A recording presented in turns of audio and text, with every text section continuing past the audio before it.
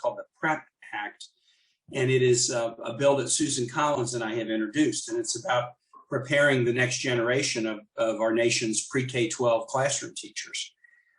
Because we are facing shortages. We're facing shortages in some urban schools, in rural schools.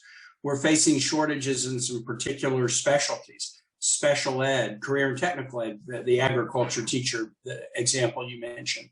And so this bill is a very comprehensive bill that we're going to try to get added into the kind of the reconciliation piece of this infrastructure bill. We'll do an infrastructure bill, hopefully bipartisan, but then we'll do an additional bill that will focus on educational investments.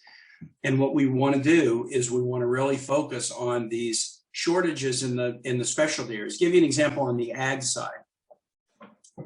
In any field in the career and technical space, possibly the best teacher is not necessarily somebody who's gone through a traditional teacher's curriculum in a four-year college to get an ed certificate.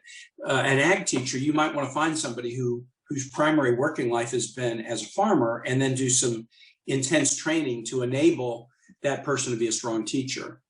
Similarly, I grew up in a welding and ironworking shop, and you go to career and technical programs where there's welding or metalworking classes. The best people are probably going to be folks who worked in the field or owned a small business and then come into the classroom.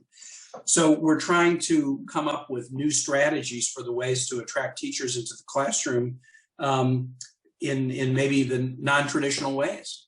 One of the things we're looking at, just to give you an example of a kind of a non-traditional way, there's a lot of classroom aides all over Virginia who are fantastic teachers. They don't have teacher certification. We could go out and try to find teachers and hope they'd be good, but many of the classroom aides, we already know they're fantastic. And so if we could provide incentives for them to get teacher certifications, they love the job, and it would be a professional advance for them. So the bill is a very broad bill, and we're hoping to get it, as I say, part of this reconciliation bill that we're going to do. But it definitely does focus on both regions and academic disciplines where we're short, and we're trying to come up with creative strategies to get people into the teaching profession who may not have come in otherwise.